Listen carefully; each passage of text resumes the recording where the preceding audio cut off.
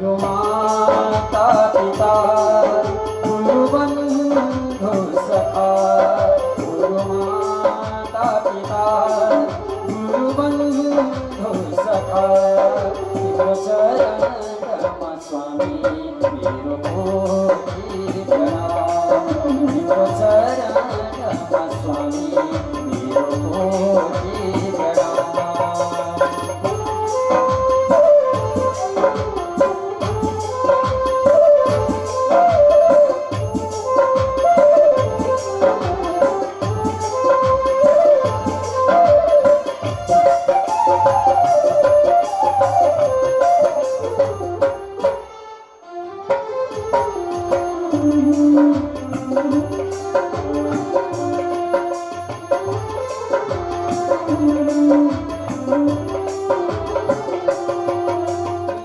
हिरण्यकशिपुले भने मेरी आमा तपाईलाई पुत्र शोक परेछ त्यो छली विष्णुले छल कपट गरी गरी गरी गरी मेरो दाजुलाई मारु आमा हाम्रो कुलको नाश गर्नेवाला छली विष्णु नभएको जगतमा गराउँछु मलाई आशीर्वाद दिनुहोस् आमाले आशीर्वाद दिनुभयो तपस्या गर्नुभयो हिरण्यकशिपु दैत्य कैयदु विवाह गर्यो लाज सम्राट कान्छो छोरो प्रहलाद 4 वटा छोराहरू पनि जन्मे ब्रह्माजीको आराधना गर्यो ब्रह्माजी प्रसन्न अग्निदेव प्रसन्न के माग्छ छे हिरण्यकशिपु भन्दा कहिल्यै नमरौं मूर्ख निमित्त राख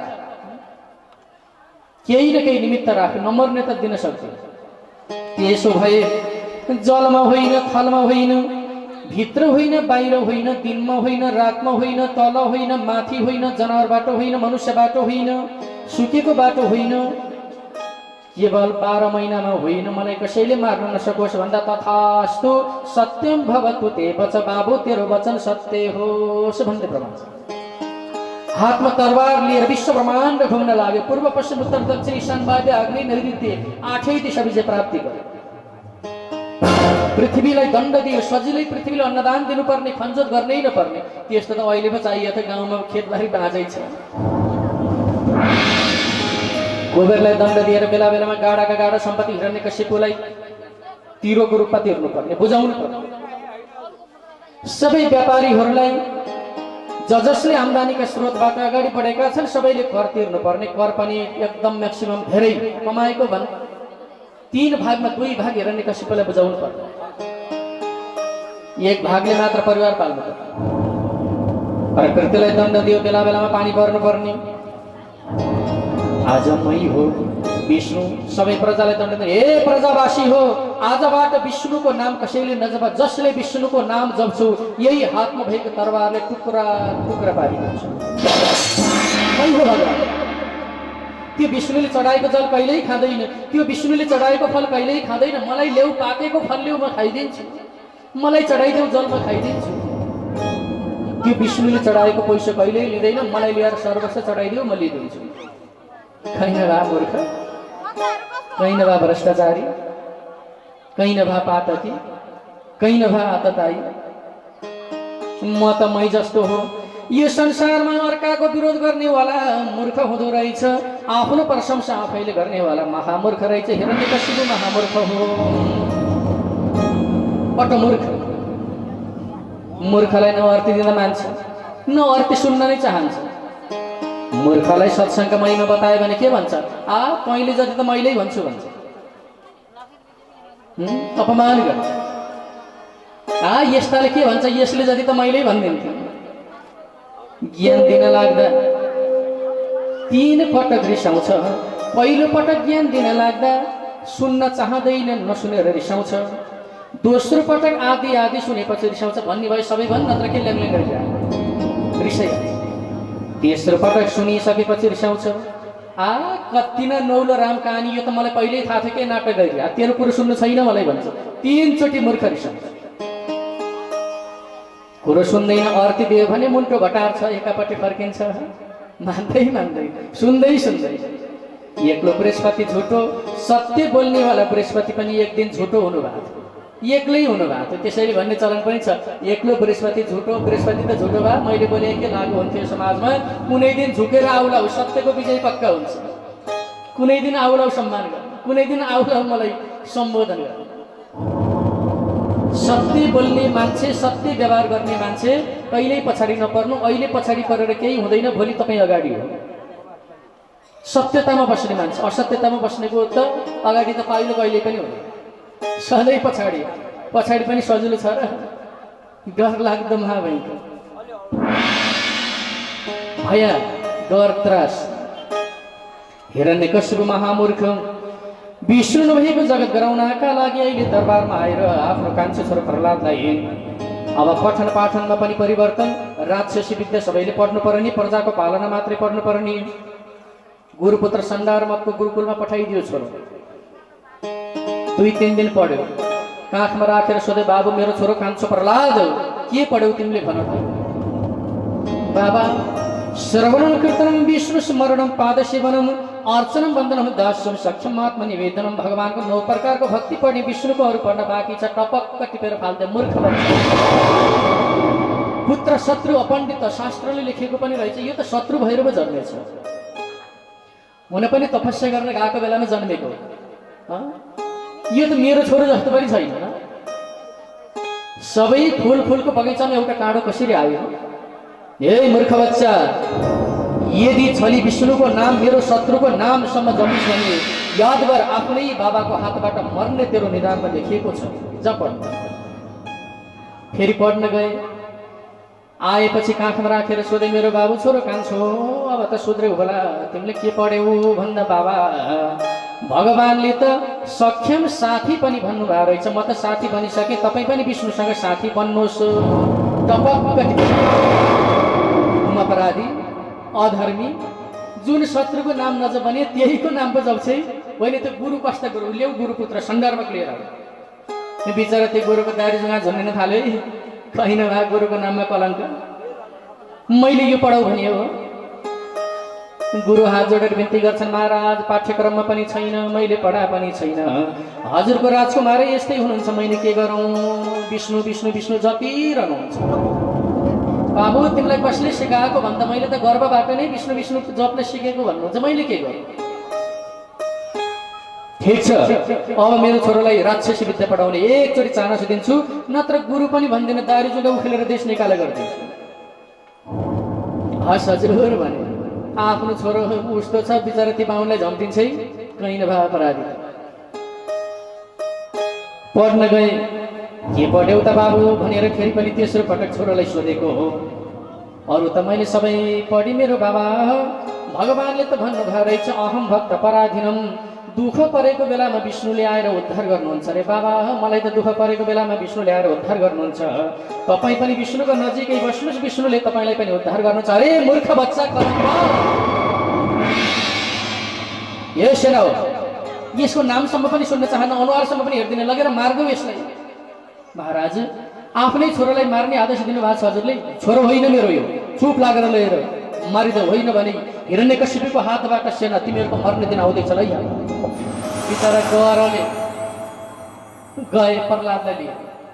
भिरबाट लडाई मर्दैनन्, समुद्रमा लगेर चोपाले बच्चा मर्दैनन्, सर्पले टोकाए बच्चा मर्दैन, हात्तीले कुल्चाए बच्चा मर्दैन, खाडल खनेर माटोले पुरेर आए बच्चा मर्दैनन्, केही गर्दा पनि मर्दैनन्। राजन के गर्ने भनेर सेनाले आएर बिन्ती चढाउँदा, ठिक छ, मेरी बहिनी होलिकाले आगो लगाएर जलाएर यसलाई खरानी बनाइदिन्छ। ब्रह्माजीले वरदान दिएका छन्, मेरी बहिनीलाई आगोले छुन सक्दैन।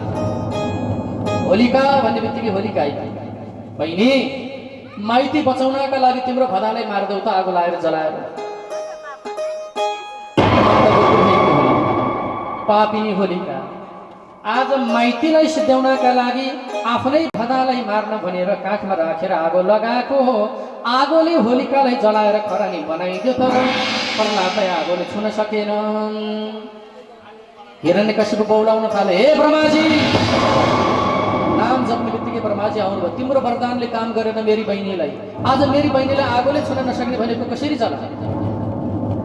मूर्ख हिरण्यकशिपु, राम्रो काम गर्दा मात्र आगोले छुन नसक्ने, नराम्रो काममा होइन। एउटी चेली भएर माइतीलाई नष्ट गराउन खोज्ने हो, एउटी चेली भएर भदालाई काखमा राखेर जलाएर मार्न खोज्ने हो। यस्ता अपराधी चेलीलाई नमारेर कसलाई मार्छ? त्यसैले होलिका मरि मेरो वरदानले काम गरेन। हिरण्यकशिपु निराश, वैराग्य सन्देश पनि छ, कुनै पनि चेलीले माइतीलाई सिद्ध्याउने खेल कहिल्यै पनि नखेल्ने। स्वार्थमा कसैले पैसा दिन्छु भन्दैमा माइतीलाई नष्ट गराउने काम, बदनाम गर्ने काम कहिल्यै पनि नगर्नु। अपमान गर्दै नगर्नु। त्यही दिनबाट प्रहलादले अग्निको सहायताबाट फुपू होलिकालाई जीवन मुक्ति दिएको हुनाले अहिले पनि हामी अबिरको जात्रा गरेर फाउ पूर्णिमा मनाउने चलन छ, हो कि है? खेलिरहेछ। त्यही दिनबाट सुरुवात। प्रहलादलाई मार्ने विचार गरे हिरण्यकश्यपले। सकेन। भन्तेरो विष्णु कहाँ छन् भन्दा तपाईको हृदयमा छातीभित्र हुनुहुन्छ भन्दै प्रहलादले छाती चिरेर भगवान विष्णु मार्छु भन्दा बाबा भगवान विष्णुलाई त भेट्नु न, तपाईँ आफै मर्नु होला छाती चिरेर। भन् कहाँ छन् तेरो विष्णु?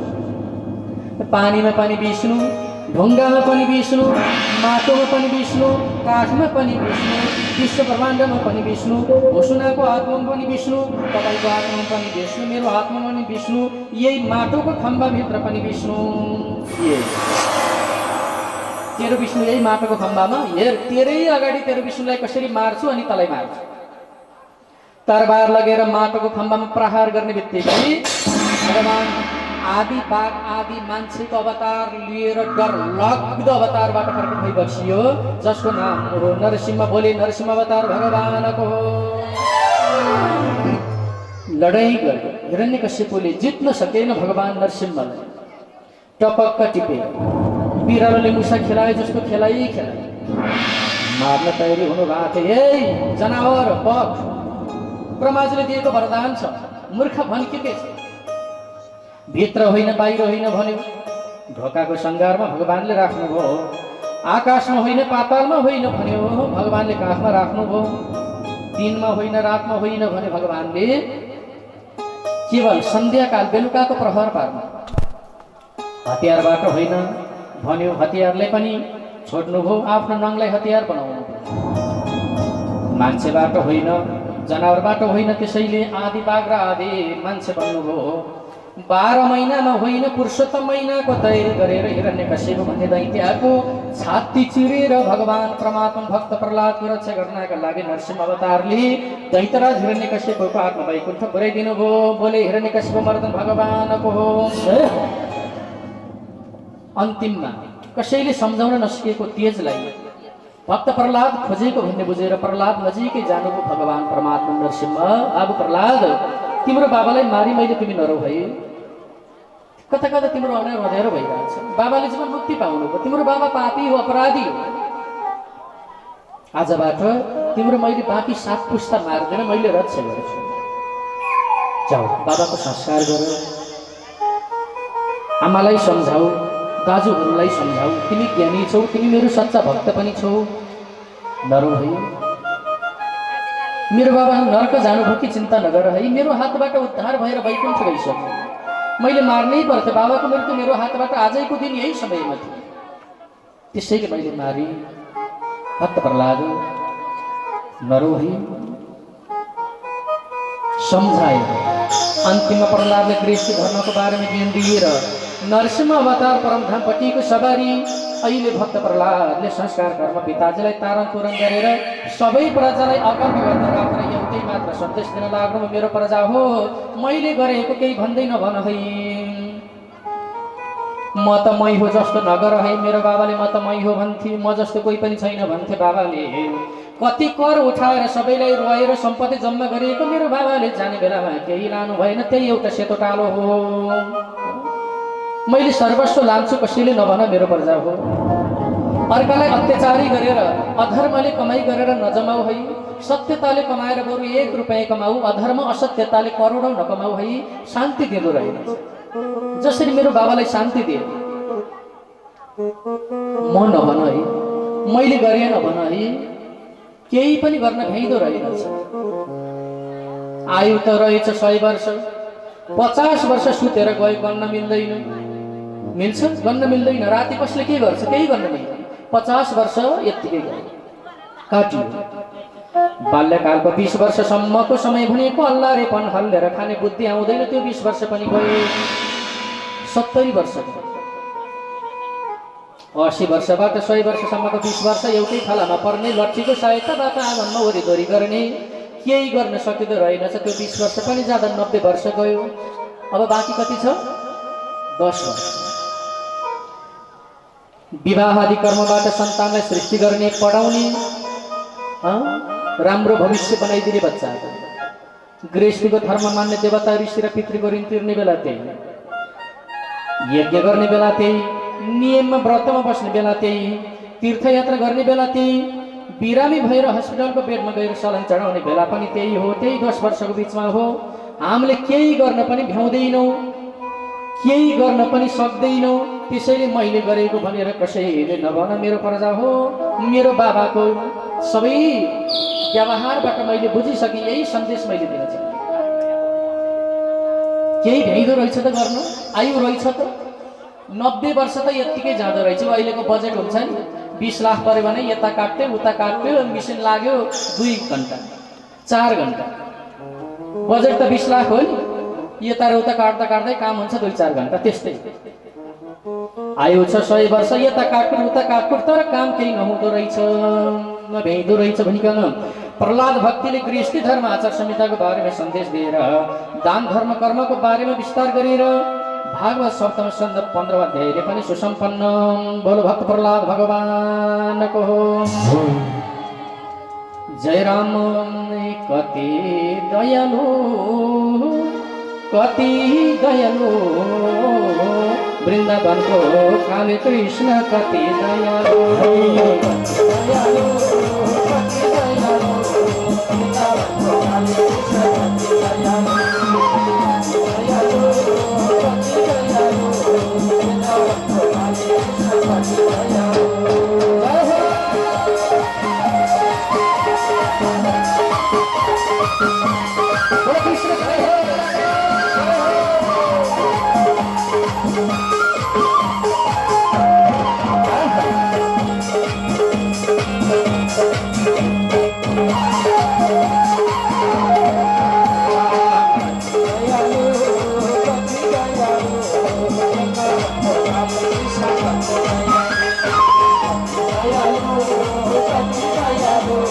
वृन्दावनको काले कृष्ण, कति दयालु।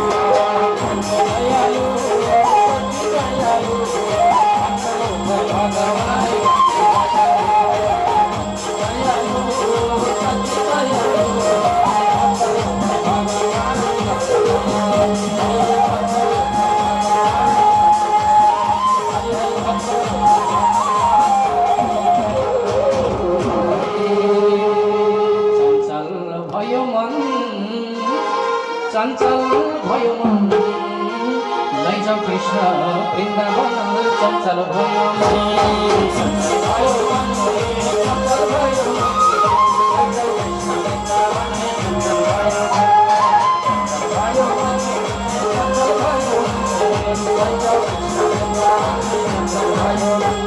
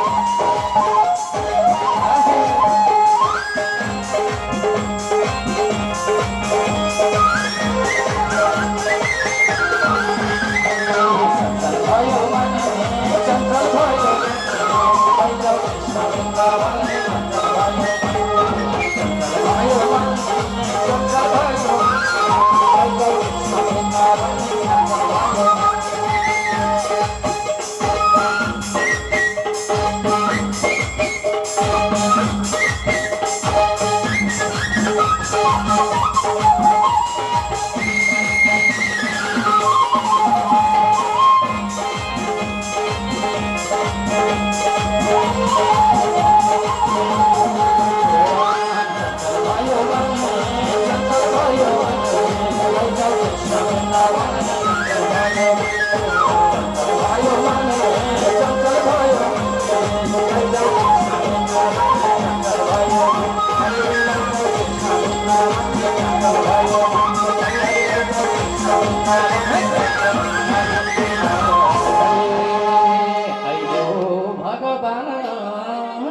आइदेऊ भगवान यो देहलाई पवित्र पारिदेऊ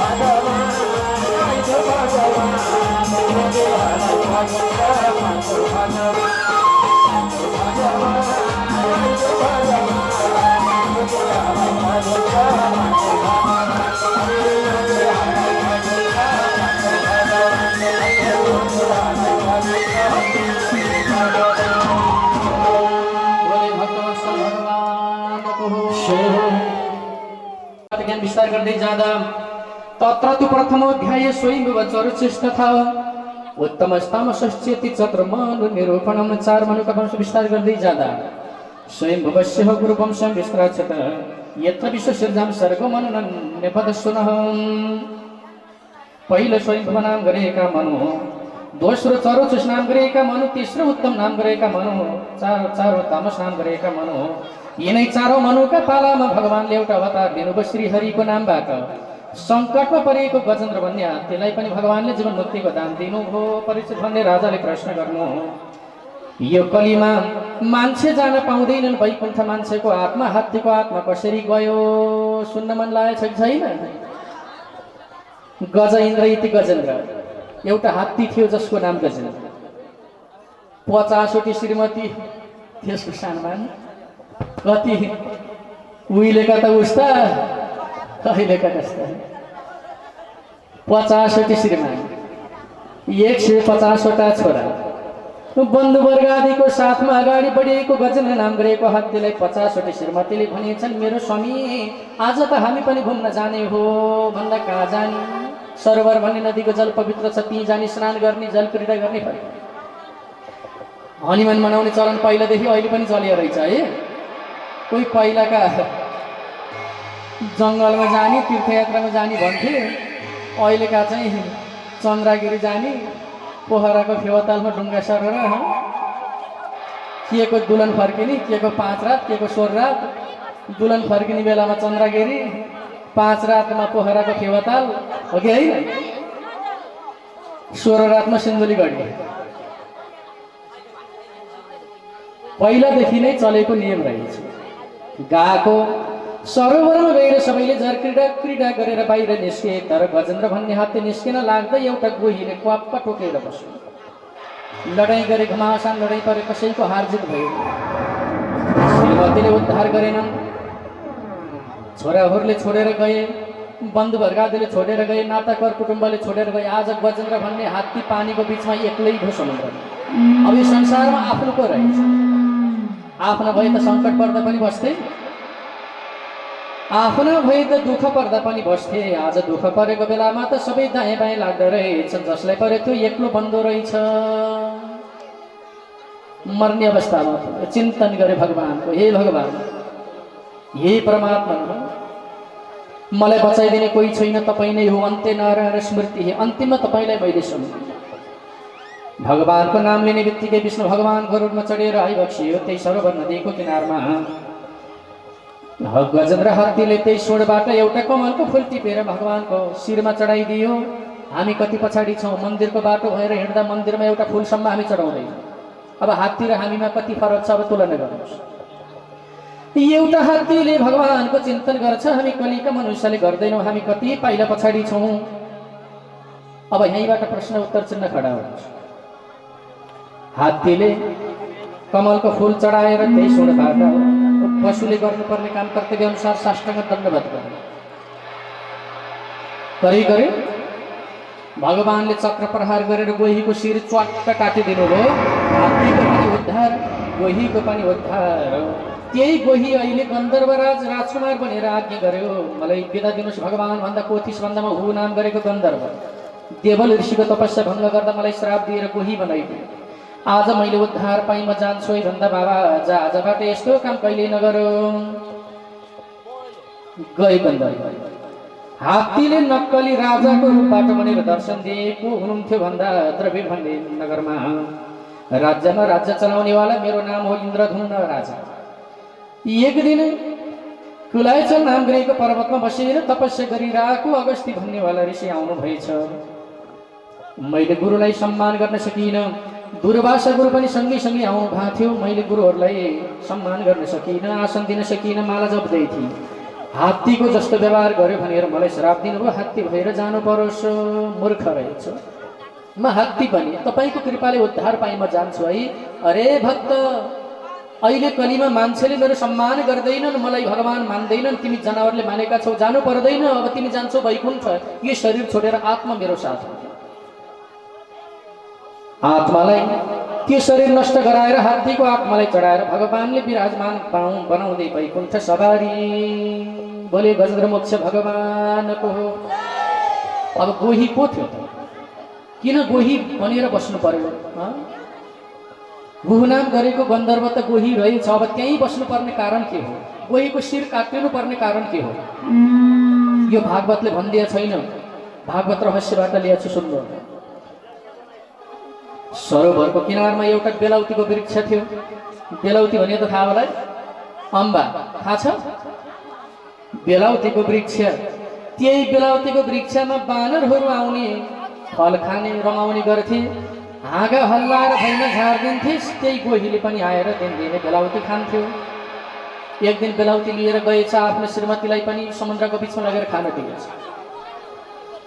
दिनदिनै खाना दिनेवाला बानर तपाईँ र म मितलाम भनेछ गोहीले। दुईटाले मित लगाए, गोही र बानर। एक दिन बानरले हाँगा हल्लाइदियो, फल लगेर रानीलाई खाना दिएको गोहीले। आहा, तपाईँको मितले दिएको फल त यति मिठो छ, तपाईँको मितको मुटु कलेजो खाना पाए त म त वैकुण्ठ जान्थेँ होला। लौ न बुढा, मलाई मितको मुटु कलेजो खुवाइदिनुहोस् न भन्यो है गोहीकी पत्नी। तिम्रो त्यो इच्छा पुरा गरिदिन्छु ल। माता पिता गुरु बन्धु सखा, गुरु माता पिता गुरु बन्धु सखा, तिम्रो चरणमा स्वामी मेरो कोटि प्रणाम, तिम्रो चरणमा स्वामी मेरो कोटि प्रणाम।